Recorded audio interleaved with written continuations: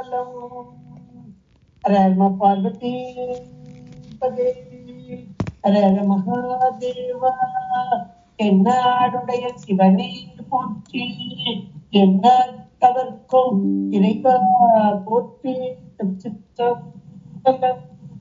பொய்யான திருமேனி புகழ்ந்தாங்க மிகமேவும் கழியானவன் யானை கடல் வாழும் மரபாமல் அழியாயும் மலத்தோடும் அடியாக குழமாக வெளியாகும் வலிதாய வினை கூட இணையாவே. சிற்றம்பலம். இல்லை புத்தபெருமான் திருவிழை மேற்கொண்டு குருமகா சன்னிதானங்கள் பலம் பணிந்து அடிவர்கள் மக்கள் பலம் பணிந்து இன்றைய அபிராமி அந்தாதி சிந்தனை நமக்கு 10வது பாடல் சிந்திக்கணும். போன தடவை 9வது பாடல் கருத்தன எந்தையன் கண்ணன வண்ண கனகவப்பில் பெருத்தன பார் அழும் பிள்ளைக்கு நல்கின பேரருள் கூர் திருத்தன பாரமும் ஆரமும் செங்கை சிலையும் அம்பும் முறுத்தன மூரலும் நீயும் அம்மே வந்து என் முன் நிற்கவே என்று அப்படியே அம்பாள அழைக்கிறார். எவ்வளவு ஒரு அழகா அழைக்கிறார். ஒரு சின்ன குழந்தையாகி அவருடைய தனங்களை பார்த்து அழுகும் குழந்தை போல முதல ஆரம்பிச்சு அவனுடைய திருவுருவத்தை எல்லாம் அப்படியே பட்டியல் போட்டு சொல்லி, அம்மா நீ என்கிட்ட வரணும். அது எப்படி கூப்பிடுறாரு பாருங்க. சின்ன பிள்ளைங்க வீடுகள்ல அடம் பிடிக்கும், ஏதாவது கேட்டு அடம் பிடிக்கும். அப்போ அம்மா வா எந்திரிச்சு வான்னு சொன்னா வர்றாரு. நீ வா அப்படின்னு கூப்பிடும். அம்மா தான் வான்னு கூப்பிடும். அது அன்பின் மேலீடு, தனக்குரிய அன்பை வெளிப்படுத்துதல். அம்மா என் மேல அளவு கடந்து நான் வச்சிருக்க அன்பை காட்டுல அவ வச்சிருக்க அன்பு என் மேல அளவு கடந்தது என்பதை உணர்த்துவதற்காக இந்த வார்த்தை அம்மா நீ வா அப்படின்னு சொல்லி உலகியலில் எப்படி ஒரு குழந்தை தாயை பார்த்து அழைக்கிறதோ அது போல இந்த அருளியல் குழந்தை. உலகியலுக்கு அருளியலுக்கு நிறைய வேறுபாடு இருந்தால் கூட நம்ம இன்னைக்கு அருளியலை உணர்றதே உலகியல வச்சுதான் உணரக்கூடியவர்களா. இப்ப அருளியலில் நன்றாக திளைத்த இந்த குழந்தை இந்த அம்மையை பார்த்து அழைக்கிறது. அம்மே நீயும் வந்து என் முன் வந்து நிற்கவே, என் முன்னாடி வந்து நின்று அப்படின்ற மாதிரி அழைக்கிறார். அப்புறம் அது அந்தாதியாக வருகிறது. நின்றும் இருந்தும் கிடந்தும் நடந்தும் நினைப்பது உண்மை. அதாவது அம்பாள் வழிபாட்டுல ஏராளமான வகை இருக்கும். அம்மையை வழிபடுதல் அப்படின்றது எல்லா வழிபாட்டையும் இருக்கு. நம்ம சிவ வழிபாடாகட்டும், முருக வழிபாடாகட்டும், விநாயகர் வழிபாடாகட்டும், ஒவ்வொருவருக்கும் ஒவ்வொரு விதம். ஆனா நம்ம ஆகமா முறைப்படி, அதாவது மந்திரங்கள் தந்திரங்கள் அப்படி வழிபாட்டு முறைப்படி சென்றாலும் அதுலயும் அந்தந்த முறை. இப்ப கோவில்களே பாத்தீங்கன்னா ஆகம முறைப்படி அப்படிம்பாங்க. எந்த ஆகமத்தில் வைத்து அந்த கோவில்கள் கட்டப்பட்டதோ அந்த ஆகம வழிபாடு அந்த கோவிலிலே மந்திரமாக, அப்புறம் அங்க இருக்கக்கூடிய செயல்முறைகளாக. ஒரு கோவிலுக்கு நிறைய வேறுபாடுகள் இருக்கிறத நம்ம பாக்குறோம். அந்த கோயில்ல எல்லாம் அப்படி செய்யறாங்களே, இந்த கோயில்ல இப்படி செய்யறாங்களே அப்படின்னு நம்ம சொல்லுவோம். இன்னும் நல்லா கவனிச்சு பாத்தீங்கன்னா இப்ப காசி அப்படின்னா வடக்கெல்லாம் நம்ம கோயிலுக்கு போயிட்டு வந்தோம்னா நல்லாவே தெரியும் நமக்கு. அங்க நம்ம போய் தீண்டி இறைவனுடைய திருமேனியை தீண்டுதல், நாமே அபிஷேகம் பண்றது. இங்கெல்லாம் நம்ம அந்த கருவறைக்கு முன்னாடி அந்த இடத்துல இருந்தே விட மாட்டோம். அப்ப அதுக்கு காரணம் என்னன்னா ஆகம விதிதான். இங்க நமக்குள்ள ஆகம விதிப்படி இந்த கோவில்கள் அமைக்கப்பட்டு அதன்படியாக அந்த உள்ள இருக்க கருவறை, அந்த கருவறையில இருக்க அந்த மூர்த்தம் அது அங்க ஸ்தாபிக்கப்படுதல் இந்த ஆகமத்தில் சொல்லப்பட்ட விதிகளின் வழியாக. அப்ப அந்த வழிபாட்டு முறைதான் இங்கே நடைபெறும். அந்த ஆகமத்துல சொல்லப்பட்ட அந்த மந்திரங்கள் தான் இங்கே சொல்லப்படும். அந்த வழிமுறைகள் தான் இந்த கிரியையாக இங்கே நடக்கும். இதே போல வழிபாட்டிலையும் நம்ம ஒவ்வொருவரும் இருக்கக்கூடிய அந்த அறிவின் தன்மை ஒன்று, நமக்கு உணர்த்தப்பட்ட தன்மை ஒன்று. ஏன்னா சாமி எல்லாருக்கும் ஒரே மாதிரி உணர்த்தனர். இப்பவும் நம்ம பார்க்கலாம்.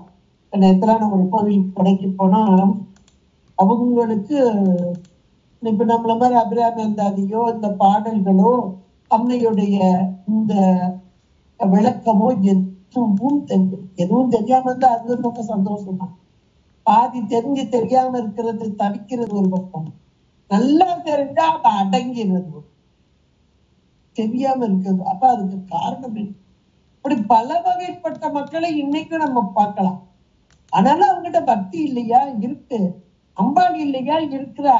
அப்படியே அழகான சொரூபினியாக அங்க காட்சி தந்தா, அழகாக காட்சி தந்தா. அதை பார்க்கும்போது நமக்கு இவளுடைய ஞாபகம் வருகிறது. இந்த அழகின் சொரூபம் ஞாபகம் வருது. ஆனா அவர்களுக்கு அந்த வழிபாட்டு முறையில் இருப்போம், அவங்களுக்கு அந்த முறைதான் தெரியும். அவங்க எப்படி எப்படி முறை வச்சிருக்காங்களோ அதுபடித்தான் வழிபாடு செய்வாங்க. நல்ல ஒரு கும்மி அடிச்சாங்க, கோலாட்டம் அடிச்சாங்க. அப்ப அதெல்லாம் பார்ப்போம், நம்ம கும்மி கோலாட்டமா அடிக்கிறோம், பாட்டையே சத்தமா பாட மாட்டேங்கிறோம். சத்தமா பாடுங்க அப்படியே ஐயோ ராக சரியா வரலையோ, எழுத்து சரியா உச்சரிக்கலையே அப்படின்ற உணர்வுலாம் நமக்குள்ள வந்துச்சுன்னா அந்த சப்தமும் கொஞ்சம் அடங்கிடும். ஆனா நல்லா அழகா கும்மி அடிச்சு அந்த வார்த்தைகள்லாம் அங்குள்ள வார்த்தைகள் ஏதோ இந்த பாடல்கள்லாம் இல்லை. ஆனாலும் அந்த வழிபாட்டு முறை, அப்புறம் குலவை விடுதல், இந்த குலவை இட்டு அம்மனுக்கு வழிபடுதல், அப்ப இதெல்லாம் ஒரு வகையான ஆச்சாரங்கள். அம்மையை வழிபடுதல் தான். அம்மையை அழகான நிலையில் உள்ள அந்த அம்மையாக வழிபடுதல். அப்ப அவரவர்களுக்கு எது குறிப்பிடப்பட்டிருக்கிறதோ, இந்த உடலோடு கூடி இந்த உலகத்திலே நாம் இருக்கும்போது எல்லாரும் ஒரே மாதிரி இல்லை. நம்முடைய அறிவின் தன்மைக்கு ஏற்றார் போல இறைவனே இப்படி வைத்திருக்கிறார் என்று கூட நம்ம சொல்லலாம். இறைவனுடைய திருவருளால் இப்படி எல்லாம் அப்படி இருந்து இருந்து இருந்து கொஞ்சம் கொஞ்சமா மேன்மை நோக்கி வருதல் அப்படின்றது உண்டு.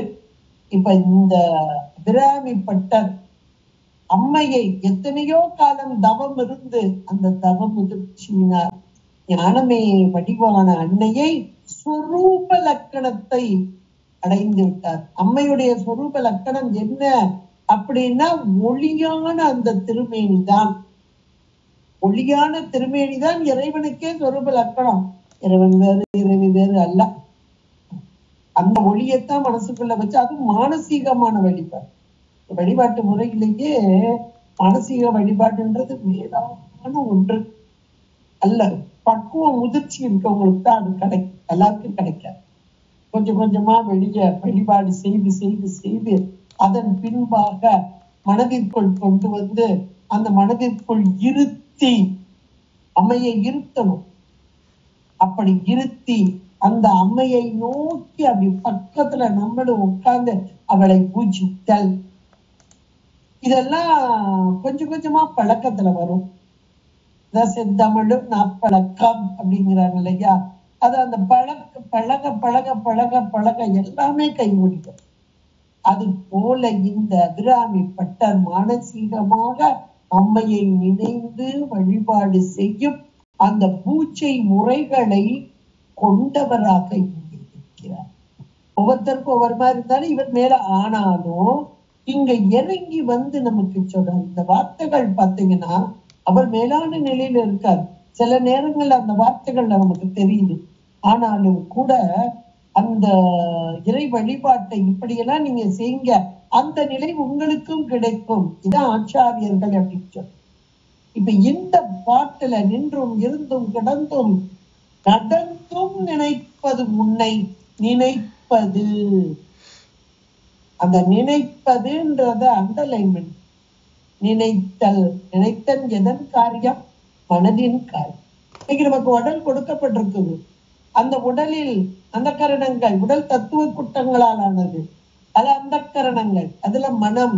இந்த மனம்தான் பற்றி அப்படியே நினைவுகளை கொண்டு வந்து காட்சியாக, படக்காட்சியாக மனதுக்குள்ள அப்படி படம் ஓடும்.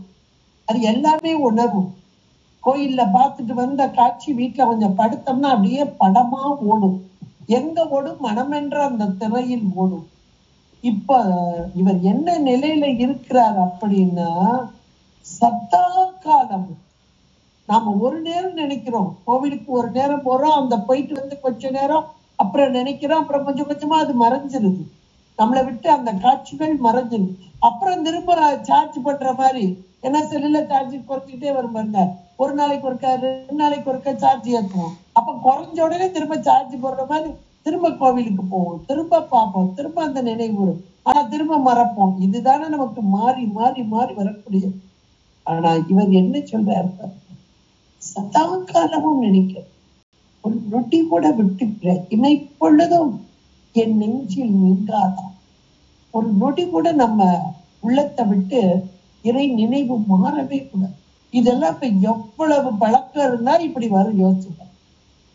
நமக்கு நினைவுல இருக்கிற அடுத்த நேரம் சமய நம்ம பெண்கள் நம்மள மாதிரி ஆளுக்குன்னா, அடுத்து என்ன வைக்கணும், ராத்திரிக்கு என்ன டிஃபன் வைக்கணும், இது வேணா கொஞ்ச நேரம். அடுத்து அவங்க வர்றேன்னு இருக்காங்க, அவங்களுக்கு என்ன செய்யணும், இப்படி எல்லாம். சதா காலமும் இறை நினைவு ஓடுதுன்னா மற்ற எல்லா உலகியல் முழுக்க இவரை விட்டு நீங்கியது, முற்றும் உலகத்தை துறந்த நிலைன்னு. இதுதான் மேலான தவநிலை. அந்த நிலையில இருந்து அதை போல நாமும் வழிபாடு செய்தார். அம்மையுடைய தரிசனம், அம்மையுடைய அருள் நமக்கு கிடைக்கும் என்பதை அழகாக நமக்கு எடுத்து சொல்லும் வார்த்தையாக இந்த வார்த்தை அங்கே அமைந்து உள்ளது. நம்ம உலகியல பார்க்கும்போது உலகியல் அருளியல் கொஞ்சம் மாறுபாடு. எப்படி மாறுபாடு அப்படின்னா, உலகியல்ல ஒரு குழந்தை, ஒரு தாய், ஏன்னா தாய் குழந்தை இந்த உறவு ஒரு மேலான உறவு. ஏன்னா தாயுடைய அன்பு மேலானதா, குழந்தையுடைய அன்பு மேலானதா, அப்படி கூட நம்ம சொல்லலாம். ஒரு பக்கம் பார்த்தா தாயுடைய அன்புதான் மேலானது, இன்னொரு பக்கம் பார்த்தா விட்டு பிரியாத தன்மையில் குழந்தை தான் தாயை விட்டு பிரியாமல் இருப்பாங்க.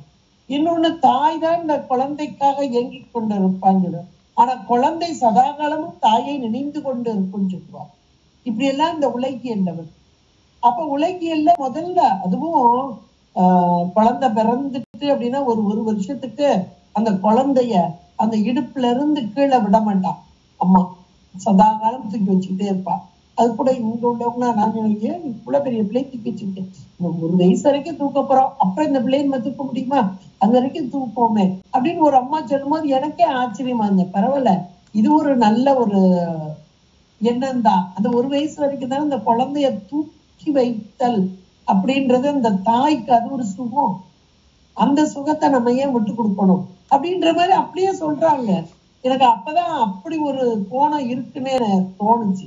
ஏன் இவ்வளவு பெரிய பிள்ளை தூக்கிக்கிட்டே இருக்கேன், தூக்கிட்டு விட மாட்டான், தூக்கியே வச்சிருப்பான். அது ஒரு சுகம், அந்த தாய்க்கு அது ஒரு சுகம். இப்ப அந்த குழந்தை கொஞ்சம் பெருசாயிட்டு நடக்க ஆரம்பிச்சுட்டுன்னா நடக்க விடுவாங்க, கொஞ்சம் நேரம் நடக்கட்டும், கொஞ்ச நேரம் நடக்கட்டும். அப்புறம் நடக்க ஆரம்பிச்சு கொஞ்சம் கொஞ்சமா அம்மாவை விட்டு கொஞ்ச நேரம் நடக்கிறது, கொஞ்ச நேரம் விளையாடுறது, அப்புறம் மற்ற பிள்ளைகளோட இப்ப தாயை விட்டு கொஞ்சம் கொஞ்சமா பிரியுது. அதாவது உடலியலாக இந்த குழந்தை வளர வளர இந்த தாயை விட்டு சற்றே விலகுது. இதுவரைக்கும் தாயோட ஒட்டிட்டு இருந்த குழந்தை இப்ப கொஞ்சம் கொஞ்சமா விலகு. அப்புறம் இன்னும் கொஞ்சம் பெருசான பிறகு ஒரு ஸ்கூலுக்கு போக ஆரம்பிச்ச பிறகு கொஞ்ச நேரம் வீட்டுல இருக்கும், கொஞ்ச நேரம் ஸ்கூல்ல இருக்கும், அப்புறம் அம்மா சாப்பாடு ஊட்டுவா, அப்புறம் அங்க ஸ்கூலுக்கு போனோனையும் அங்க தானா சாப்பிட தெரியாம முழிச்சிட்டு இருப்போம், ஐயோ சாப்பிடலையே குழந்தை இவ பிறகு இப்படி எல்லாம் ஒரு நிலைகள். அப்புறம் தானாகவே எல்லா வேலைகளையும் இந்த குழந்தை கவனிக்க ஆரம்பிச்ச பிறகு இந்த அம்மாவுக்கு கொஞ்சம் சந்தோஷமா இருக்கும், அந்த குழந்தை அதாவே பார்த்துட்டு. ஆனாலும் கண்காணிப்புலயே வச்சிருப்பா, இது சாப்பிட்டுச்சா, நீ இதை செஞ்சியா, இது சாப்பிட்டியா, இந்த ட்ரெஸ்ஸை போடு, இப்படி எல்லாம் ஒரு கண்காணிப்புலயே வச்சிருப்பா அம்மா. விட்டுற மாட்டான், வயசுல விட்டுற மாட்டான். அப்புறம் இன்னும் ஒரு பருவம், ஒரு வாலிப பருவம் வரும்போது அப்பவும் ஒரு அடி நவண்டுதான் நிற்கும் தாயை விட்டு இந்த குழந்தை. அது பெண் குழந்தைன்னா கூட ஒட்டிக்கிட்டே இருக்கும், ஆண் குழந்தைன்னா கொஞ்சம் நவண்டுதான் இருக்கும். ஆனாலும் அந்த குழந்தை மேல இருக்கிற பாசம் மனசுக்குள்ள நினைச்சுக்கிட்டே இருப்பா, இந்த பிள்ளைய நினைச்சுட்டே இருப்பா. அந்த பிள்ளை அப்ப நினைக்கிறேன்னா கூட இவ நினைச்சுட்டே இருப்பா, அவன் அங்க போனானா இங்க போனானா. அப்புறம் அந்த ஸ்டேஜ்ல வேற மாதிரி அந்த இப்ப உலகியல்ல பாருங்க, அப்புறம் அந்த பையன் கல்யாணம் ஆயிட்டான் வச்சுட்டான்னா அப்புறம் அவ்வளவுதான், அப்புறம் தாயன்பு. அப்ப இந்த ஒவ்வொரு படிமுறையிலையும் எவ்வளவு உலகியலில் இந்த குழந்தை வளர வளர வளர தாயை விட்டு பிரிந்து கொண்டே இருக்கு. தாயை விட்டான தாய் தன்னுடைய நினைவில் வைத்துக் கொண்டிருக்கிறார். வைத்திருந்தாலும் இந்த குழந்தை ஒரு கட்டத்துல தாயை மறந்து கூட வெளியே நவுண்டு விலகி. ஆனா அருளியலில் இது அப்படியே டோட்டலா மாறி. உலகியல்ல எப்படி போக வளர வளர வளர நீங்குதோ, இந்த அருளியலில் இந்த குழந்தை வளர வளர வளர, அதாவது அருள், அந்த அருள் என்ற அந்த பக்தி உணர்வு அந்த அம்மையின் மீது ஏற்பட ஏற்பட ஏற்பட அருளியலில் வளர வளர வளர இந்த குழந்தை எப்படி வரும், நெருங்கிக்கிட்டே வரும். எவ்வளவு இருக்கு கான்ட்ராஸ்டான வித்தியாசம் அது பாரு. உலகியலுக்கும் அருளியல் நெருங்கிக்கிட்டே வரும். அப்ப நெருங்கிக்கிட்டே வர வர வர வர விட்டு பிரியாத அந்த தன்மை அது எப்ப வருது? இந்த அபிராமி பட்டர் மாதிரியான ஆள்களுக்கு வருது. இப்ப அருளியல்ல எவ்வளவு ஊறி ஒரு நொடி கூட விட்டு பிரியாம சதா காலமும் மனதுக்குள்ளேயே சதா காலமும் அந்த ஒளி வடிவான அந்த உருவத்தை, ஒளி வடிவான அந்த உருவம்லாம் கிடையாது, ஒளி வடிவான அந்த அருட்பிழம்பு அதனோடு தோய்ந்து ஒன்றித்து இருக்கும் அந்த தன்மை, அதத்தான் இதுல சொல்ற. அப்ப அருளியலில் வளரும் குழந்தையை போல நாமும் அன்னையை நோக்கி செல்ல வேண்டும். அப்படி சென்றால் அன்னையை விட்டு பிரியாத அந்த நிலையை நாம் அடையலாம். இதுக்கு ஒரு முக்கியமான ஒரு வரலாறு கதையும் கூட சொல்லக்கூடாது, இது உண்மையாக நடந்த வரலாறு. திரு அண்ணாமலையில் வாழ்ந்தவர்கள் குகை நமச்சிவாயர், குரு நமச்சிவாயர் நிறைய பேருக்கு தெரிஞ்சிருக்கலாம். அந்த குகை நமச்சிவாயர் அவர்தான் குரு, அவருடைய சீடர் தான் குரு நமச்சிவாயர். சீடருக்கு ஏன் குருன்னு பேர் கொடுத்தாங்கன்னா குருவை மிஞ்சிய சீடராக இருந்தார். அதனால் அவர் குகைக்குள்ளே இருந்தார். அவருக்கு வேண்டிய எல்லா பணிவிடைகளையும் செய்து கொண்டு இந்த குரு நமச்சிவாயர் சீடராக அவரோடையே வாழ்ந்தார். அவருக்கு வேண்டிய அவர் வெளியே வரமாட்டார் குகையை விட்டு. அதனால குகை நமச்சிவாயர் என்ற பெயரோட அங்க இருந்தார். ஆனா பக்குவ முதிர்ச்சி ரொம்ப அதிகமாயிட்டு இவரை காட்டிலும் மேலாக இருந்தார். அதுல நிறைய வரலாறுலாம் அவர்கிட்ட இருக்குது. அப்ப இவருடைய பக்குவ முதிர்ச்சியை உணர்ந்து கொண்டார் குகை நமச்சிவாயர். 2 மதம் கொண்ட யானை ஒரு தனியில் கட்டுப்படலாகாது என்று உணர்ந்தார். ஒரு இடத்துல இருக்கக்கூடாது. நல்ல பக்குவம் வந்துட்டா இந்த சீடனை வெளியே தள்ள வேண்டும். இவன் மூலமாக எத்தனையோ பேர் பயநிலைக்கு வருவார்கள். இதுதான் நல்ல குரு செய்யக்கூடிய. நல்ல குரு இதைத்தான் இவன் போ, எல்லா இடத்துக்கும் போ, உன் மூலமாக நிறைய பேர் பயன்பெறட்டும்.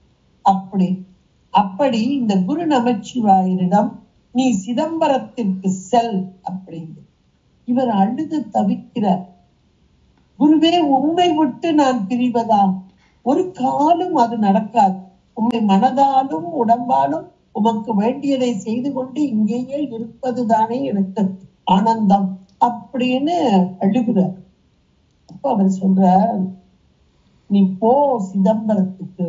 அந்த சிதம்பரத்திலே உள்ள அந்த தில்லை குத்த பெருமானை பார்.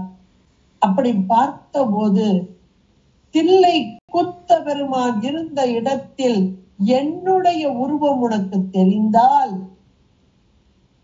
என்னுடைய உருவம் அங்கே உனக்கு தெரிந்தால் அங்கேயே தெரியவில்லை என்றால் வந்து. இது பக்குவம், அவருக்கு தெரியும். ஏன்னா சதா காலமும் நினைத்து கொண்டே இருந்தால், குருவை நினைத்தார். அதனால அவர் சொன்னார், இவர் சதா காலம் நினைச்சிட்டு இருக்கார். இப்ப எங்க போய் எந்த உருவத்தை பார்த்தாலும் அங்க குரு தெரிவார். அதனால போ நினைப்போம். சரி, இவரும் இவ்வளவு சொன்னதுனால போவோம், குருவுடைய வார்த்தையை மீறக்கூடாது போறார். அப்படி போகும்போது இவர் சதா காலமும் இதை அதுவும் அம்மையை நினைந்து வழிபடக்கூடிய சக்த வழிபாடு, மேலான வழிபாடு. ஒரு வழிபாடு ஒரு பக்கம், இந்த அம்மையோடு கூடி பேசக்கூடிய, அம்மையோடு இருக்கக்கூடிய திருமூல தேவனாய் நிறைய இடத்துல சொல்றார். இவர் எவ்வளவு அழகா அப்படி போய்கிட்டு இருக்கிற அந்த துறவிகள், தவசிகள், இவங்கெல்லாம் யோகிகள், இவங்க தமக்குன்னு எதையும் எடுத்துக்க மாட்டாங்க. எதுவும் எடுத்துக்க, நம்ம இப்போ ஒரு இடத்துக்கு போனா தண்ணி பாட்டில இருந்து சாப்பாட்டுல இருந்து என்னென்ன வேணுமோ அத்தனையும் தூக்கிட்டு அலைகிறோம் பாருங்க. இது சம்சாரிகள். அவங்களோ துறவிகளோ எதுவுமே எடுக்க மாட்டாங்க. அடுத்த நிமிஷத்துக்கு என்ன வேணுமோ அது சாமி கொடுப்பார் அப்படின்ற ஒரு பெரிய நம்பிக்கை நமக்கெல்லாம் கொஞ்சம் கூட இந்த எண்ணம் இல்லை.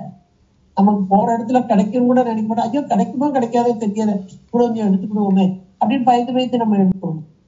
அப்படி இவர் செல்லும் போது திருவண்ணாமலையை விட்டு வெளியேற அந்த எல்லையின் அருகிலே ஒரு இரவு நேரம் ஆயிற்று. அதனால என்ன செய்யறார், ஒரு மரத்தடியில் கீழே இருக்கிறார். பசி அந்த நேரத்துல இவர்களுக்கு சில நேரங்களில் பசி வரும், எல்லா நேரங்களிலும் வர, சில நேரங்களில் பசி வரும். அப்ப ஏன்னா இவங்க சீவன் முக்தர்கள். அப்படி அந்த பசி வந்த போது யாரை கூப்பிடுவார், அம்பாளை கூப்பிடுவார். அந்தந்த தளத்துல இருக்க அம்பாளை கூப்பிடுவார், இங்க கூப்பிடுறார். அப்ப எவ்வளவு உணர்வு பாருங்க, சதா காலமும் இறை உணர்வு, அவையோடு கூடி இருக்கும் உணர்வு. அண்ணாமலையார் அகத்துக்கு இனியாளே, ஒரு வெண்பா பாடுறார். அண்ணாமலையார் அகத்துக்கு இனியாளே, உண்ணாமுலையே உமையாளே, நன்னா நினைதோறும் போற்றி செய்ய நின் அடியார் உண்ண மனிதரும் சோறு கொண்டு வா. சாப்பாடு கேட்கிறார். யார்கிட்ட? உண்ணாமலை தாயார்கிட்ட கேட்கிறார். எவ்வளவு ஒரு உயர்ந்த உள்ள பாப்பா. சதா காலமும் மனதிற்குள்ளே அந்த நினைவு பெருக்கெடுக்க அம்மையை நோக்கி அழைக்கிறார். உடனடியாக கூப்பிட்ட மாத்திரத்துல அந்தந்த தளத்துல, இந்த தளம் மட்டும் இல்ல, இன்னும் நிறைய ஒவ்வொரு தளத்திலையும் கூப்பிடுவார். அதாவது சிதம்பரத்துல எல்லாம் அம்மை தினந்தோறும் பால் சோறு கொடுப்பாளாம் இவர். இவருடைய வரலாறு அவ்வளவு உயர்ந்தது. இது உண்மையாக நடந்த வரலாறு சம்பவம். அப்ப அன்னைக்கு ராத்திரி இரவு நேரம் தங்க தாம்பாளத்திலே அம்மைக்கு சக்கர பொங்கல் அங்க நைவேத்தியம் ஆகுது. அந்த நிமிஷம் நைவேத்தியம் பண்ணி முடிச்சுட்டு அவர் நைவேத்தியம் பண்ணிட்டு அந்த பாத்திரத்தை எடுத்துட்டு போயிடுவாங்க. ஆனா ஒரு நொடி அந்த நினைவை நீக்கினாள். அந்த அர்ச்சகருடைய நினைவில் எடுக்க வேண்டும் என்பதை நீக்கினாள். அம்மா நினைச்சாலும் என்ன செஞ்சுப்பாங்க, நினைவை நீக்கி முடித்தவரை அவ வச்சுட்டு போயிட்டார். இவள் எடுத்துக்கொண்டாள். சின்னஞ்சிறு பெண்ணாக எடுத்துக்கொண்டு இங்கே இருக்கும் இடத்திற்கு கொண்டு கொடுத்தாள். இவர் உண்டார். கையில இருக்கிறது தங்கமா வெள்ளியா பித்தளையா எதுவும் தெரியாது. ஓடும் செம்பனும் ஒக்கவே நோக்கும் சிவன் முக்தர்கள். இவருக்கு வேண்டியது சாப்பாடு. அதுல இருந்து சக்கர பொங்கலை சாப்பிட்டார். அப்படி தூக்கி போட்டார் தட்டை, தங்கத்தட்டு தாம்பாளம் தூக்கி போட்டார். அப்படி உட்கார்ந்து மறுநாள் காலையில அந்த அர்ச்சகர், ஐயோ ராத்திரி பிரசாதத்தை வச்சுட்டு வந்துட்டேனே நினைவில்லாம, காலையில எந்திரிச்சு ஓடி வர்றார். பார்த்தப்ப இல்ல, தாம்பளம் இல்ல. ஐயோ தாம்பளத்தை யார் எடுத்தது என்று ரொம்ப அம்மா இப்படி தாம்பளத்தை காணமே, யார் எடுத்தது தெரியும், மருவி போயிருக்கிறார். அப்போது அசிரிவி வாக்காகவே அங்கே அந்த ஆலமரத்தின் கீழாக இருக்கும் குரு நமச்சிவாயருக்கு யாமையை கொண்டு உணவு கொடுத்தோம், எடுத்துவார் என்று சொல்ல அனைவரும் சென்றார்கள். அப்போது இவர் அப்படியே படுத்திருக்கிறார், யோக நிலையில பெசாம படுத்திருக்கார். அந்த தாம்பலம், அந்த தங்க தாம்பலம் அதுபாடு கிடக்கு, கீழே கிடக்கு. அது அவர் திரும்பிய இவருடைய நிலையையும் அந்த தங்க தாம்பலத்தையும் கண்டு ஆச்சரியம் கொண்டார். அப்ப என்ன ஒரு நிலை பாருங்க, இறைவனோடு இறைவியோடு இணைந்த நிலை, சதா காலம் ஒரு நொடி விட்டு பிரியாத நிலை. அது இந்த அருளாளர்களுக்கு தான் அது சாத்தியப்படும். இருந்தாலும் அவர் வாக்காக இங்க கொடுக்கிறார். இதை போல நாமும் இந்த உணர்விலை திளைக்க வேண்டும். அது எப்படிப்பட்ட உணவு? மனதினால். இந்த மனதினால், ஏன்னா அம்மையை வழிபாடு செய்த மனம் வாக்கு காயம், இறை வழிபாடே மனம் வாக்கு காயம் மூன்றினாலும் செய்யக்கூடியது. இதுல மனதினால், அந்த மனதினால் எப்படி வழிபாடு செய்ய வேண்டும் என்றால், நின்றும் இருந்தும் கிடந்தும் நடந்தும், நிக்கிற பெஞ்சில், நடக்கிற பெஞ்சில், இருக்கிற பெஞ்சில், கடக்கிற பெஞ்சில். அடுத்த பிறகு படுத்து படுக்கும் போது நினைங்க, படுத்த பிறகு நினைங்க, எழுந்திருக்கும் போது சதா காலம் ஒரு கனமேனும் விட்டு பிரியாகும் நினைப்பது. அப்ப அந்த நினைத்தல் என்பது மனத்தின் காரியம். ஏன்னா நம்முடைய வினைகள் எல்லாம் இன்றைக்கு மனம், வாக்கு, காயம் மூன்றினாலும் தான் இன்றைக்கு வினைகள் உள்ளே வருகின்றன. இந்த வினைகள் நீங்க வேண்டும் என்றால் இதே 3 வாயில்களை அடைத்து இந்த 3 மூலமாக அம்மையை நினைத்தால் வினை வாயில்கள் அடைக்கப்பட்டு இறைவனோடு ஒன்றிருக்கலாம். வினையும் நம்மை தீண்ட முடியாது. தான் மிகப்பெரியதான ஒன்று. அது அழகா இங்க சொல்றார். நின்றும் இருந்தும் கிடந்தும் நடந்தும் நினைப்பது உன்னை, இது மனதால் நினைப்பது. அடுத்து காயத்தால். வாக்கு இங்கே சொல்லப்படல, இந்த பாடல்ல சொல்லப்படல. ஏன்னா வாயாலதான பாடிக்கிட்டு இருக்கார். அதனால அந்த வாக்கு என்பது இங்க சொல்லலைனாலும் நமக்கு தெரியுது. அப்ப அந்த மனம், வாக்கு, வாயால பாடிக்கிட்டு இருக்கார். அதனால அந்த வாக்கையும் நாம் எடுத்துக்கொள்ளலாம். என்றும் வணங்குவது உன் மனத்தாள். அம்மையை திருவடி வணக்கம். இது எல்லா இடங்கள்லயும் சொல்லக்கூடியதான ஒன்று. திருவடி வணக்கம். ஏன் திருவடி வணங்குறது அப்படின்றது நமக்கு சொல்லுவாங்க. இந்த திருவடி அப்படின்றது ஞானம். ஞானமே வடிவான பரம்பொருளாகிய இறைவன் எம்பெருமான். அந்த இறைவனை அடைய வேண்டும் என்றால் ஞானம்தான் நமக்கு சாதனம். நம்ம சைவ சித்தாந்தம் மிக தெளிவாக சாதனம். இந்த ஞானம் இல்லை என்றால் இறைவனை அடைய முடியாது. அது எந்த ஞானம் அப்படின்னு அடுத்த கேள்வி. ஞானம் சாதனம், அது எந்த ஞானம்? இந்த பாச ஞானம். பாசனா உலகம். இந்த உலகத்தின் மூலம், இந்த உலகத்துல நமக்கு கொடுக்கப்பட்ட இந்த உடம்பு, இந்த உடம்பு மூலம் அடைஞ்சிடலாமா? ஒரு ஆனா உடம்பு இல்லாமலும் இறைவன் அடையும். இப்ப இந்த உடம்பு மூலமாக, கருவிகள் மூலமாக வழியாக செல்லலாம். ஆனா இதுவே நமக்கு இறைவனை காட்டிவிடும் என்றாலும் இது வழியாக நமக்கு அப்படியே ஒரு ஸ்டெப்பு அப்படி போகுது. அப்ப இந்த உடம்பு அது கிடையாது. இன்னொன்னு என்னுடைய நான் அறிவு பொருள், அறிவு பசிஞானம், அது பாசஞானம், பசிஞானம் 2 நாளையா. அடுத்து 3வது இருக்க பதிஞானம் தான் இறைவனோடு நம்மை கொண்டிருக்கிறது. அந்த பதிஞானம் தான் திருவருள் ஞானம், சிவஞானம், திருவடி ஞானம். அப்ப இந்த திருவடி ஞானத்தை பெறுவதற்காகத்தான் நம் அருளாளர்கள் ஒரு நாளும் இறை வழிபாடு செய்தார்கள். திருவடி திருவடி திருவடி திருவடி என்றார்கள். அந்த திருவடி என்பது இறைவனுடைய திருவடி என்பது பரஞானம் அபரஞானம் என்பதாக. அபரஞானம் நூல்வழி. இந்த நூலை படிக்கிறோம் இல்லையா, இறைவனை இப்படி வழிபட வேண்டும் என்று அழகா சொல்லியிருக்காங்க.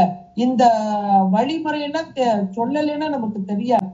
இப்படி நூல்கள் சொன்ன வழியிலே சென்று அந்த இறைவனை அடைதல், அந்த மனவாக்கு காயத்தின் மூலமாக இறை வழிபாடு செய்து இறைவனோடு ஒன்றித்தல்.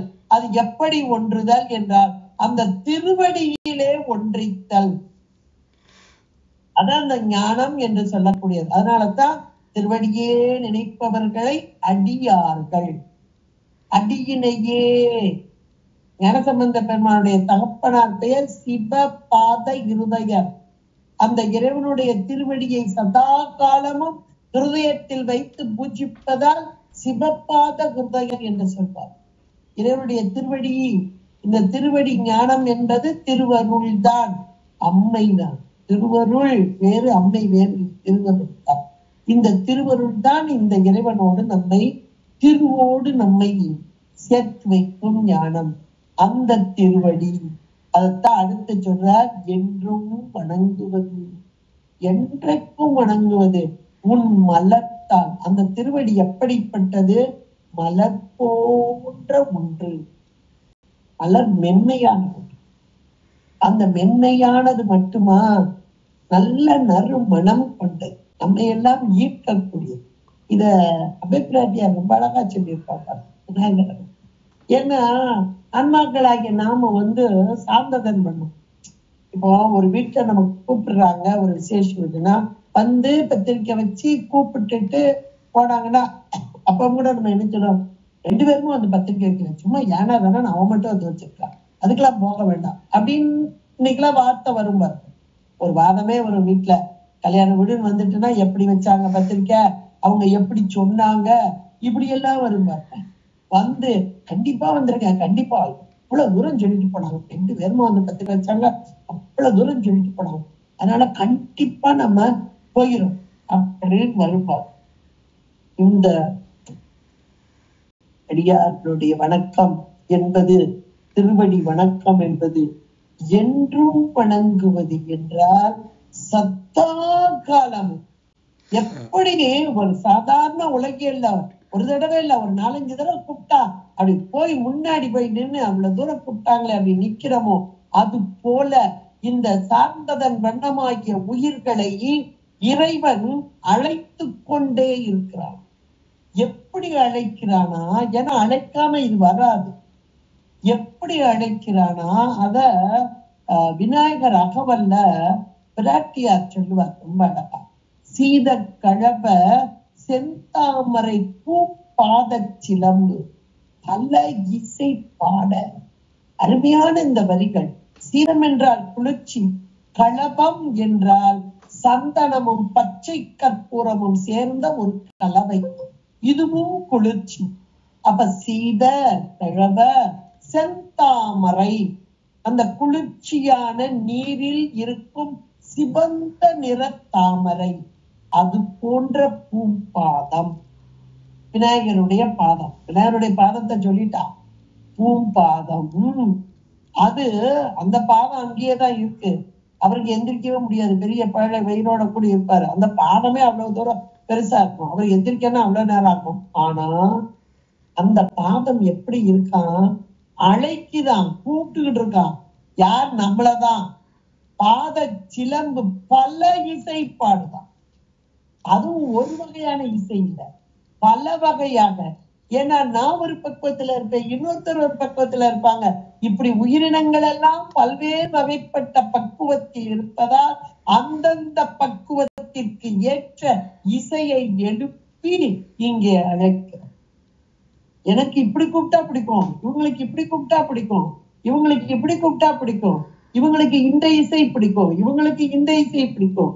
அதனால பல வகையாக இசைத்து வா வா வா என்று அழைக்கிறார்.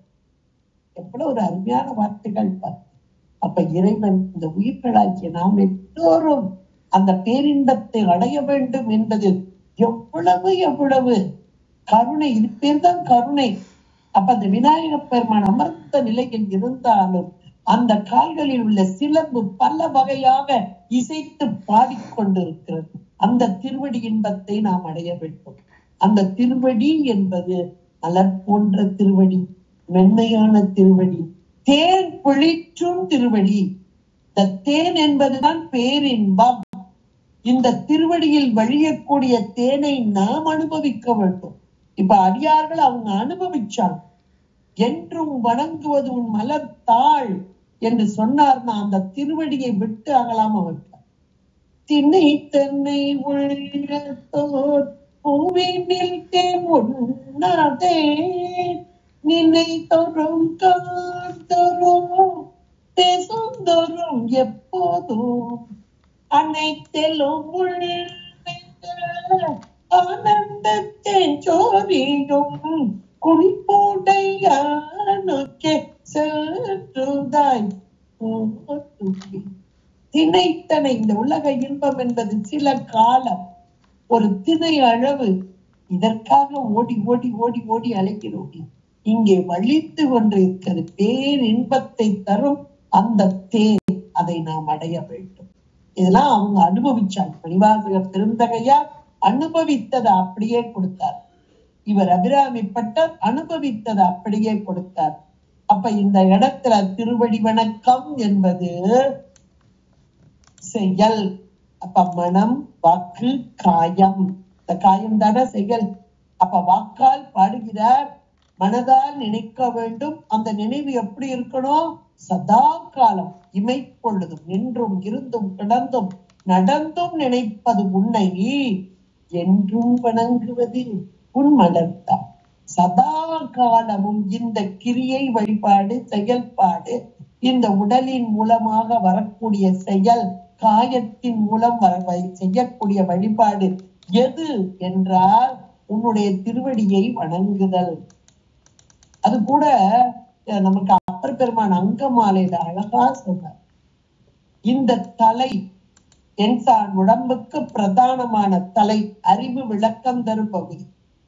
அதுவோ இந்த திருவடி இன்பமோ மேலான ஞானத்தை தரும் பகுதி. பரஞானம் அபரஞானம் என்ற ஞானத்தை தரும் பகுதி. இப்ப அறிவு விளக்கம் பெற வேண்டிய இந்த பகுதி திருவடி, இந்த தலை சிரசு, அந்த திருவடி ஞானத்தை தருவதற்கு காத்து கொண்டிருக்கும் திருவடியில் போய் விழ வேண்டும். அதுதான் தாழ் கூட்டல் தலை, தாடலை ஒன்றாக வேண்டும். அந்த திருவடியை விட்டு பிரியாத நிலை வேண்டும்.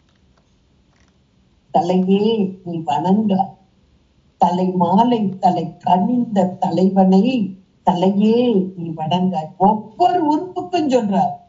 அங்கமாலை இவர் மட்டும்தான் பாடியிருக்கார்.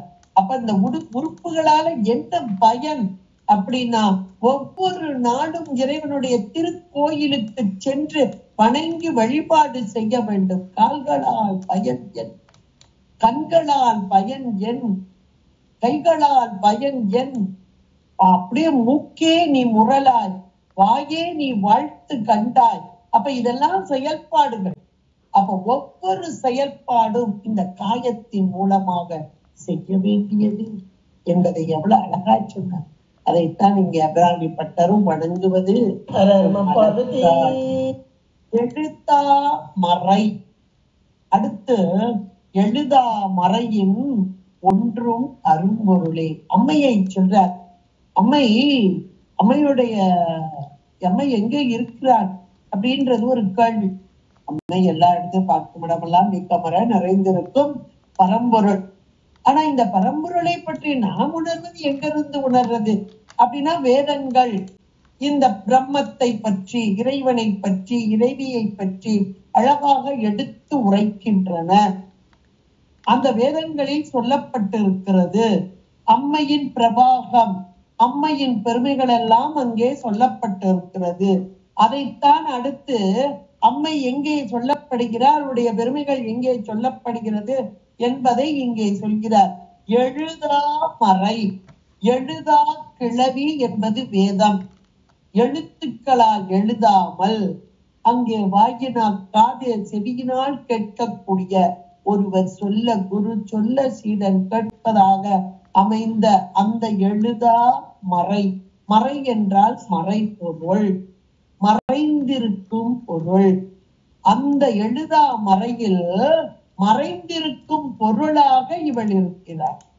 வேதத்துல பார்த்த உடனே தெரிஞ்சிருமானா தெரியாது. வேதத்தை எத்தனையோ பேர் இன்னைக்கு உச்சரித்துக் கொண்டிருக்கிறார்கள். அவர்களுக்கு அந்த பொருள் தெரியுமானா தெரியாது. இப்ப கொஞ்சம் கொஞ்சம் பொருள் எல்லாம் கேட்டு கேட்டு படிச்சுட்டு இருக்காங்க. ஒரு காலத்துல அந்த செவி வழியாக இந்த மறைகளை மட்டுமே கேட்டுக்கொண்டிருந்தார்கள். ஏன்னா பிரம்மாவே இன்னைக்கு ஓம் என்ற அந்த பிரணவத்திற்கு பொருள் சொல்ல முருகப்பெருமான் கேட்ட போது அவரே கொஞ்சம் தெரிச்சார். எப்பா அந்த வேதத்துக்கெல்லாம் பொருள் கேட்டேன், இதுக்கு மட்டும் கேட்கல, ஓடி போய் கேட்டு வந்துடுறேன். அப்ப இன்றைக்கு எப்படி இருக்கும் பாருங்க. அப்ப அந்த எழுதா மறையின், அந்த எழுதா கிளவி என்று சொல்லக்கூடிய வேதம், அந்த வேதத்தில் மறைத்திருக்கும் பொருள் மறை பொருள். அம்மை அப்படித்தான் இருக்கிறார். இறைவன் எப்படி இருக்கிறான் என்பதை ஞானசம்பந்த பெருமான் ரொம்ப அழகா முதல் பாடலிலேயே, முதல் பதிகத்தில் முதல் பாடலிலேயே மிக அழகாக இருக்கிறான். என் உள்ளம் கவர் கல்வன், இவன் மறைந்திருப்பான். எதிலே? உயிரின் அறிவிலே மறைந்திருப்பான். அப்படிப்பட்ட இறைவன் எங்கு இருக்கிறான் என்றால் இந்த மறைகள், வேதங்கள் இவற்றிலெல்லாம் மறைபொருளாக இருக்கிறார். அந்த பொருளை யார் உணர்கிறார்களோ அவர்களே இறைவனை உணர்ந்தார். அதான் சொல்லிய பாட்டின் பொருள். இந்த சொல்லிய பாட்டு சிவபுராணம் 51 பதிகத்துல பாயிரமாக இருக்கக்கூடியது. இது சிவப்பரத்துவம் சொல்லப்பட போகிறது. அப்ப இந்த பாட்டின் சொல்லிய பாட்டின் பொருள் உணர்ந்து சொல்லுவார் அப்படின்னு அழகா போட்டார். அந்த பொருளாகி இருப்பது. அப்ப வேதத்தின் பொருளாக நிற்கும் இறைவன் இறைவி இங்கே. அதைத்தான் எழுதா மறையின், அதாவது இந்த தங்கம்னு ஒரு கனிமம், இந்த தங்கம் நம்ம எல்லாருக்கும் தெரியும், அது எடுப்பாங்க, நிலத்துல இருந்து எடுத்தா பல வகையான தாதுக்கள் உலோகங்கள் அதுல சேர்த்துக்கணும். அப்ப அதையெல்லாம் பிரிச்சு பிரிச்சு எடுக்கணும். அந்த பிரிச்சு எடுக்கிறதுக்கு ஒவ்வொரு பொருளும் ஒவ்வொரு ஹீட், அந்த வெப்பநிலையில பிரிஞ்சு பிரிஞ்சு வருவோம். அது ஒரு பெரிய ப்ராசஸ் செய்வாங்க. கடைசியாக தங்கி இருப்பது தங்கம் அப்படிப்பாங்க. தங்கி இருத்தல் தங்கம். தங்கம்ன்ற சொல்லுக்கே அப்படி ஒரு பொருள். அப்படி பிரித்து பிரித்து பிரித்து பிரித்து அப்ப எல்லா பொருளோடும் மறைந்து கிடந்த ஒரு பொருளை பிரித்து பிரித்து பிரித்து ஆய்ந்து எடுக்க மிளறக்கூடிய பொன்னாகிய இந்த தங்கம் கிடைப்பது போல அந்த வேதங்கள் எத்தனையோ பொருள்களை எடுத்து சொன்னாலும் அதற்குள்ளே மறைபொருளாக அமைந்திருக்கும் அம்மை. அதான் எழுதா மறையின் ஒன்றும் ஒன்றி இருக்கக்கூடிய அரும்பொருளே.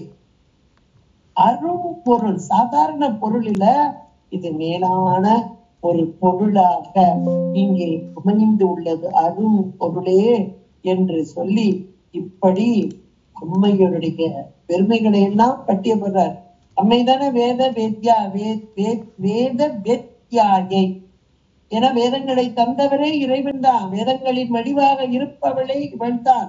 இன்னும் சொல்ல போனா இந்த வேதங்கள், இந்த அம்பிகையுடைய திருக்கோயில் உள்ள அந்த 4 திசை வாயில்கள், அந்த 4 அம்பிகையுடைய 4 திசை வாயில்களுக்கு படிகளாகவே இருக்கிறதா. இத லலிதா ஸ்தவரத்னம் ஸ்தபரத்னம் அப்படின்ற நூல்ல அந்த சிந்தாமணி கிரகத்துல உள்ள 4 வாயில்கள், இந்த 4 வாயில்களில் 4 வேதங்கள் காவலாக அமைந்துள்ள படிகளாகவே இங்கே அமைந்து உள்ளது. ஒவ்வொரு வாசல்ல என்னென்ன வேதங்கள் இருக்கின்றதையே அது அழகாக சொல்லப்படுகிறது.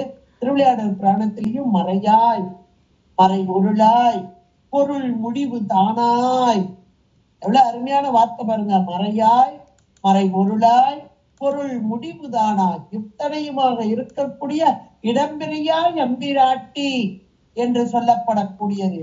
அப்ப அந்த வேதத்தை எல்லாரும் ஓத முடியாது. குறிப்பிட்ட ஒரு சிலர் மட்டுமே ஓத தகுதி பெற்றவர்கள். அவர்களே நன்றாக அங்கே ஓதப்பட்ட, அவர்களிலும் பொருள் உணர்ந்து ஓதுபவர்கள் ஒரு சிலரே. அப்படி என்றால் இவளுடைய தன்மை எப்படி இருக்கும் பாருங்க. அந்த வேதத்தின் மறைபொருளாக ஒன்று இருக்கும் அரும் பொருளாக எல்லாராலும் உணர முடியாது. யார் உயர்ந்த நிலையிலே, அதுதான் இந்த தப நிலையிலே சிறந்தவர்கள், ஞானத்தை அடைவதற்கு தகுதி பெற்றவர்கள், இவர்கள் தான் இவளை அடைய முடியும், உணர முடியும் என்று சொல்லி, அப்பா அவ்வளவு தூரத்துக்கு மேல இருக்காளே, அப்ப இவளை அடைய முடியாதா, அப்ப இவ்வளவு கஷ்டப்படணுமா அப்படின்னு அடுத்து நமக்கே ஒரு என்ன வந்துடும். இவ்வளவு தூரம் சொல்றாரு, எழுதா மறையின் ஒன்றும் வரும் பொருளேங்கிறாரு. நம்மளாம் என்னைக்கு வேதத்தை படிக்க, அந்த பொருள் தெரிய, அவளை எப்படி உணர அப்படின்னு ஒரு மலைப்பு வந்துரும்ன்றத நமக்கு வரும்ன்றத அவர் அன்னைக்கே தெரிஞ்சு அடுத்து ஒரு வார்த்தை போடுறார், அருளே. ஏன்னா நம்ம மலைச்சு போயிடக்கூடாது. இவ அரும்பொருள் தான், யாராலும் உணைய முடியாத அரும்பொருள் தான், மறை பொருள் தான். ஆனாலும் அருளே வடிவானவள். அருள் என்றால் கருணை, கருணையை விட்டு பிரியாத அம்மை. அருளது சக்தியாகும் அரண்கணன். இறைவனுடைய கருணைக்கு பெயர்தான் அருள். அந்த அருள் தான் நமக்கு உதவ இங்கே வருகிறது, உருவம் தாங்கி வருகிறது. அம்மை என்ற பெயரிலே உருவம் தாங்கி வருகிறது. கற்பனை கடந்த ஜோதி கருணையே உருவமாகி. இறைவனுக்கு எத்தனையோ வகையான உருவங்கள் உண்டு, அது அருள் திருமேனி. அந்த அருள் கருணை இங்கே அருமையாக சொல்றார் அபிராமி பட்டர். இவள் அரும்பொருள் தான், மறை பொருள் தான், ஆனால் கருணையே வடிவானவள். அருளே வழிபாடு. தயா மூர்த்தி என்று லலிதா சகஸ்ரநாமம் எடுத்து தயா மூர்த்தியாக இவள் இருப்பவள் எல்லாம் இப்படியெல்லாம் அம்மையை சொல்லி அடுத்து சொல்றார். யார் இவளை நோக்கி வேண்டுகிறார்களோ அவர்களுக்கு அப்படியே வந்து தோன்றக்கூடியவள். நம்ம எத்தனையோ இடங்கள்ல பாக்குறோம். அங்க மலையத்துவஜன் அவனுக்கு மகளாக வந்த அம்மை அங்கைய கன்னி அம்மையாக வதன மீனாட்சியாக இன்றைக்கும் அரசாட்சி புரிந்து கொண்டிருக்கிறாள். அது யாருக்காக வந்தா? ஆயத்துவஜ மன்னன் மன்னன வேள்விக்காக வரல. அவளுடைய மனைவி அந்த அவளுடைய பக்தி கடுமையான தவம், அந்த தவத்திற்கு மெச்சி இறங்கி வந்தவர். சாதாரணமா வேள்விக்கெல்லாம் வரல. பக்தி அன்பு. இதே போல அங்க பர்வதராஜ மன்னன், அதாவது இமயமலையை ஆண்ட பர்வதராஜ மன்னன், அந்த மன்னன் கடுமையாக தவம் பண்ணணும். யார் தவம் செய்கிறார்களோ, அன்பு செய்கிறார்களோ, அம்மை வேண்டும், நீதான் வேணும் அப்படின்னு கேட்பாங்க.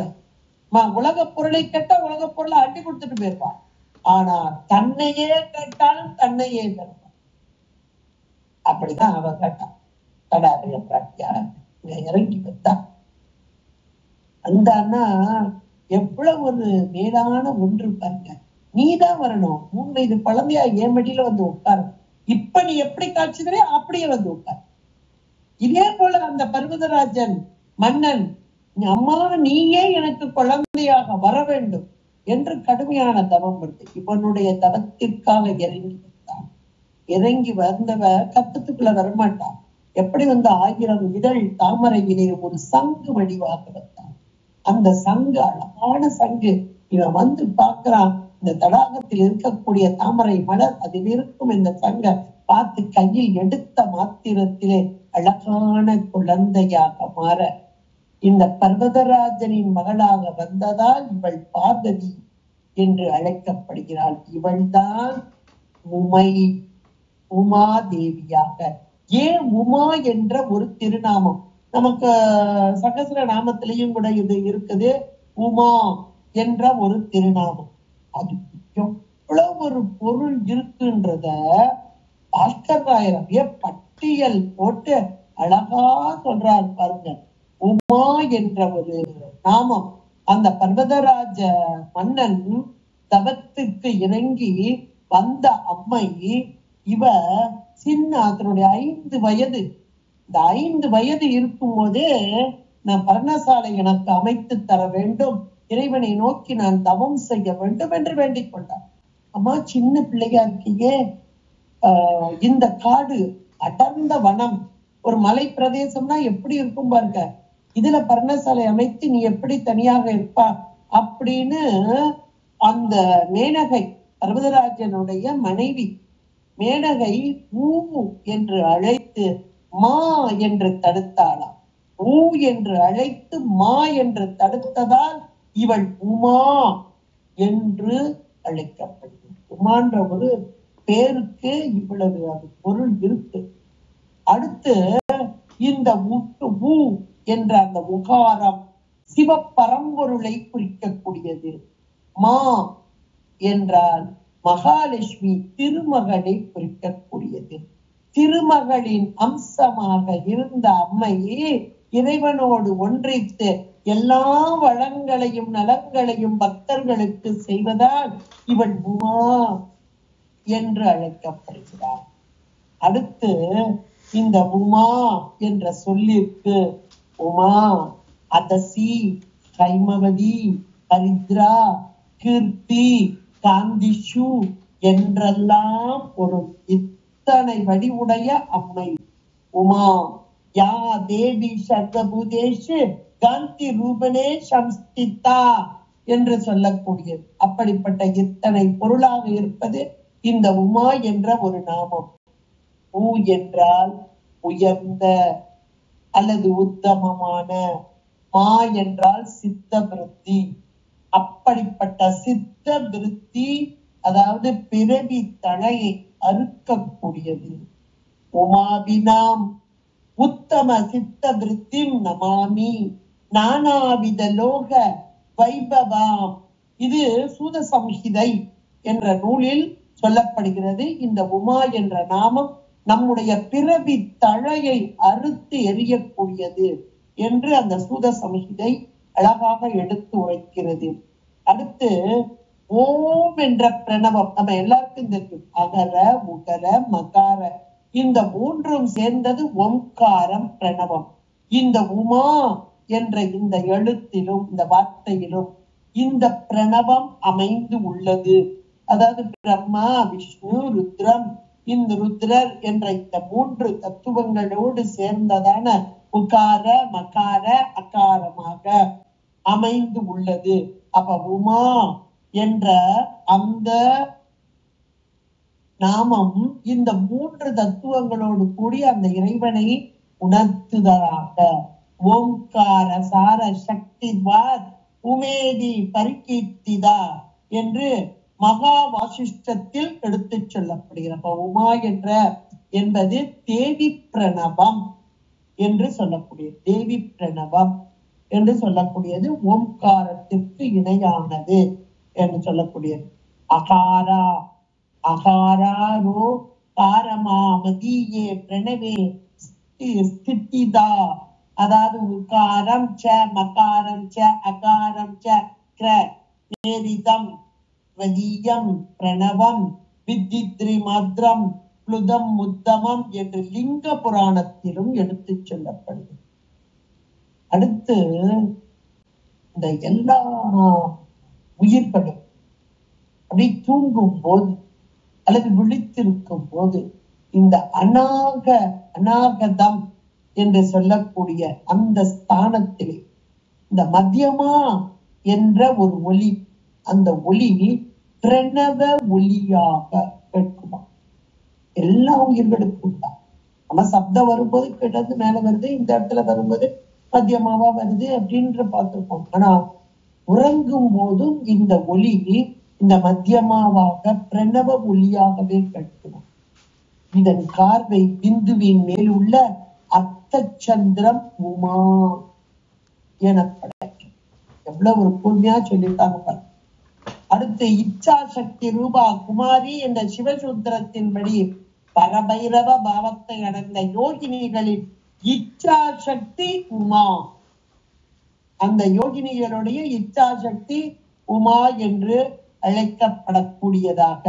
அடுத்து உமாதேவி விநாயகே என்றபடி விநாயக பீடத்திலும், உமா சிந்துவனே என்றபடி சிந்துவனத்திலும், அதிஷ்டானமாயிருக்கும் அம்பிகா ரூபத்திற்கு உமா என்று பெயர். உமா ஷத் வாஷிஹி மதா, அதாவது 6 வயது உள்ள கன்யகா, 6 வயது கன்னிக்கு உமா என்று ஒரு பெயர். அடுத்து இந்திரனுக்கு பிரம்மத்தை உபதேசித்தவள் உமா என்று அழைக்கப்படுகிறாள். இது கேனோபனிஷத் என்பதில் சொல்லப்படுகிறது. உமா என்ற ஒரு நாமத்திற்கு எத்தனை எத்தனை இங்கே அமைந்திருக்கிறது பாருங்கள். அப்படி அம்மை எப்படி இருக்கிறாளா, இமயத்து அன்றும் பிறந்தவளே, அந்த பர்வதராஜ மன்னனின் மகளாக உமையே உமையாக அந்த இமயத்து அன்றும் பிறந்தவளே என்று ஒரு வார்த்தையை சொல்லிட்டார். பிறந்தவளே அப்படின்னு சொல்லிட்டா, ஆகா பிறப்பு இறப்பு இல்லாத இந்த அம்மையை பிறந்தவளே என்று சொல்வதா என்று நினைத்தானா, உடனே அடுத்த வார்த்தையை போடுறாரு, அழியா முக்தி ஆனந்தமே. ஏன்னா பிறப்பு உண்டே இறப்பு உண்டு நம்ம படிச்சிருக்கோம். இவ பிறந்து வருகிறார் அப்படின்னா, பிறந்தேன்னா தாயுடைய கற்பத்துல இவ வரல, நாளும் கூட இங்க பிறந்தவளே என்ற வார்த்தையை சொன்னதால் மீண்டும் அடுத்த வார்த்தையாக இங்கே அழியா என்ற ஒரு பதத்தை கொண்டு வந்து போடுறார். இவள் பிறந்து வந்தாலும் பக்தர்களுடைய கோரிக்கைக்காக, அவர்களுக்கு அருள் பாலிப்பதற்காக இவள் பிறந்து வந்தாலும் இவள்தான் அழியா முக்தி ஆனந்தமாக இருப்பவள். அதனால அழியா முக்தி ஆனந்தம். அப்ப அழியிற முக்தி ஒண்ணு இருக்கா? இருக்கிறது. அதனாலதான் அந்த வார்த்தையை போடுற. அழியா முக்தி ஆனந்தம். ஆனந்தம் முக்தினாலே ஆனந்தம் தான். அப்ப ஆனந்தம், ஆனந்தம் வேறு இன்பம் வேறு அப்படிலாம் சொல்லுவாங்க. ஆண் கூட்டல் அந்தம் தான் ஆனந்தம். ஆண் என்றால் பசு, பசுத்துவத்திற்கு அந்தம் நீக்கம் பெறுதல். என்றைக்கு பசுத்துவம் நீக்கம் பெறுகிறதோ அன்றைக்கு இந்த உயிர் பேரானந்தத்தை அடையும். இதுதான் நமக்கு சைவ சித்தாந்தம் ரொம்ப தெளிவா சொல்லுது. அப்ப ஆனந்தம் என்ற சொல் பேரின்பம். பசுத்துவம் இருக்கும் வரைக்கும் நமக்கு இன்ப துன்பம் மாறி மாறி வரும். அது சில கால சிற்றின்பம். இங்கே பேரானந்தத்தை, பேரின்பத்தை, வீடு பேற்றை, முக்தி பேரை தரக்கூடியவள் அம்மையே. அதுவும் அழியா முக்தி. அப்ப அழியும் முக்தி என்றால் என்ன அப்படின்னா, இந்த உலகத்திலே நாம் செய்யும் உயர்ந்த தவ செயல்கள், அது சிவ புண்ணியங்களா இருக்கட்டும், உலக புண்ணியங்களா இருக்கட்டும், எல்லாத்துக்குமே நமக்கு ஒவ்வொன்றுக்குமே பலன் உண்டு. அப்ப சிவ புண்ணியங்களுக்கு உண்டு, உலக புண்ணியங்களுக்கு உண்டு. அதிலே உயர்ந்ததான சிவ புண்ணியங்களை செய்ய செய்ய செய்ய பதமுக்தி உண்டு. பதம். அப்ப அந்த பதம் என்பது அதுவும் குறிப்பிட்ட காலம். இன்னைக்கு எத்தனை பதங்கள் இருக்கு? வையத்துள் வாழ்வாங்கு வாழ்பவர் வான் உறையும் தெய்வத்துள் வைக்கப்படும். இதுதான் பதமுக்தி. இது அழியும் முக்தி, அதாவது குறிப்பிட்ட காலம். இப்ப விஷ்ணு அப்படின்னா அது ஒரு பதம், இந்திரன் அது ஒரு பதம், அது ஒரு பதவி. அவர்கள் இருக்கும் இந்திர லோகம், இது விஷ்ணு லோகம். இப்படியெல்லாம் பதமுக்தி. அந்த காலம் முடிவடையும் போது மீண்டும் வருவார்கள், வந்து மீண்டும் தவம் செய்வார்கள், மீண்டும் பேரு அடைவார்கள். இங்கே அம்மை நமக்கு தருவதோ அழியாத பரமுக்தி, அழியாத முக்தி, மீண்டுவாரா நிலைமை. அதான் மரணமில்லாத பெரும் வாழ்வு. இதை தருபவள் அம்மை என்று எவ்வளவு அருமையான ஒரு பாடலாக மனம் வாக்கு காயத்தினால் அம்மையை நினைந்து வழிபட வழிபட அந்த அம்மை எங்கே இருக்கிறார்?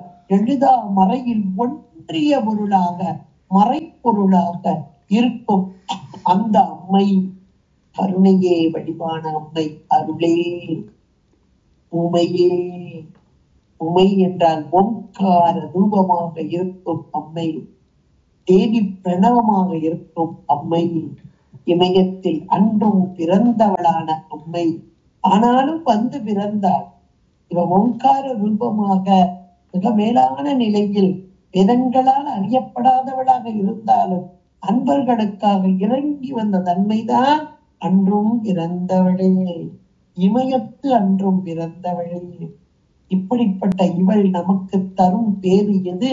அழியா முக்தி, ஆனந்தம் என்பதை மிக அழகாக நமக்கு எடுத்துரைக்கிறார் அபிராமிப்பட்டர்.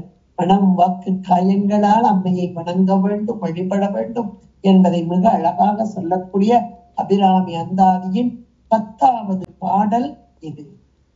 திருச்சிற்றம்பலம்.